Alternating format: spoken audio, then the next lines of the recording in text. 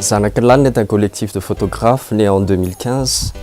Notre quête de vérité commence toujours par le hiérarchie le plus bas, donc souvent les enfants de la rue, et nous dénonçons les injustices sociales que subit le pays. Dans le collectif, on compte 5 membres actifs, et pour ce reportage sur les résidences universitaires, on était 3. Donc tout a commencé sur un post Facebook publié par un étudiant d'ACATS qui dit « Nos résidences universitaires sont foutues et beaucoup de maintenance sont requis ». Et pour ce reportage, on a décidé d'utiliser des appareils photo argentiques. On a alors commencé à trouver des appareils sur le marché de petite vitesse et trouver des pellicules en noir et blanc, parce que le noir et blanc est plus facile à développer, parce qu'on a su qu'on allait développer nous-mêmes nos pellicules. Les résidences universitaires en Tanarive comptent 6, donc la majorité est aux alentours d'Akats et une ici à Voetvoorn. Pour cela, on a visité toutes les résidences, on a fait des portraits, on a demandé leurs problèmes, comment ils vivent, et comment ça se déroule, le loyer c'est à combien, donc des questions basiques sur la vie estudiantine. Le plus gros des problèmes c'est la corruption déjà. Disons sur 6000 étudiants, 1800 sont des squatteurs qui ne sont plus régularisés, qui ont fini leurs études mais qui restent à squatter les bâtiments. Du fait de ces squatteurs-là, les étudiants qui ont leur droit d'habiter les chambres n'ont pas accès. Et du coup, un business s'est formé. Par exemple, il faut payer de 3 millions à 5 millions d'arrière pour avoir une chambre.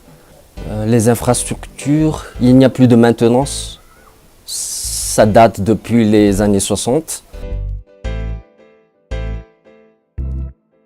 Donc pour ce reportage, on a exclusivement utilisé des pellicules en noir et blanc.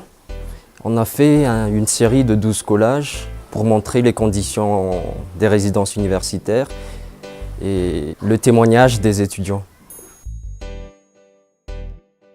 Donc premier collage, ça montre le problème concernant l'électricité.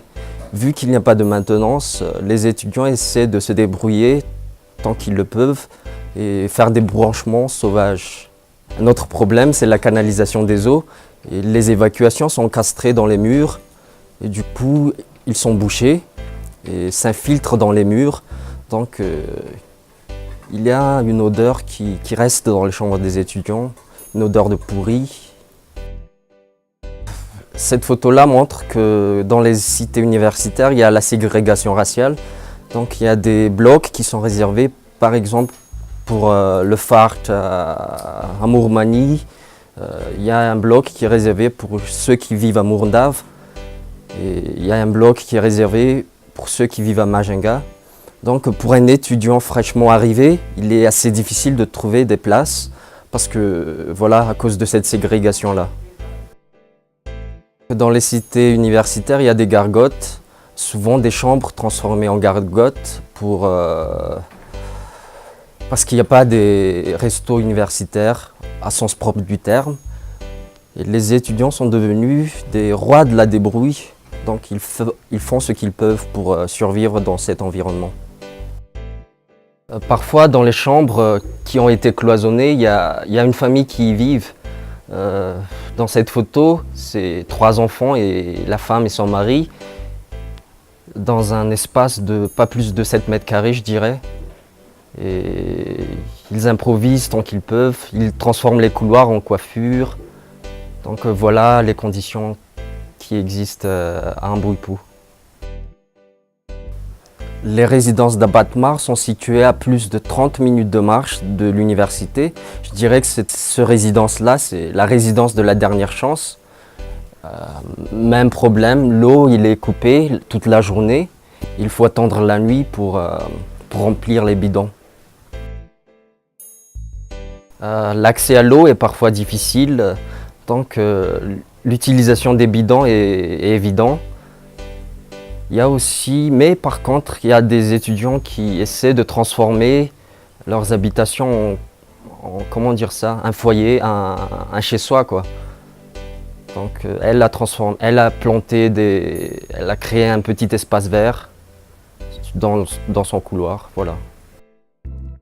Donc sur ce collage, on a essayé de montrer la vie quotidienne des étudiants. On a mis nos photos devant sa porte et avec un paysage de l'appartement où elle vit.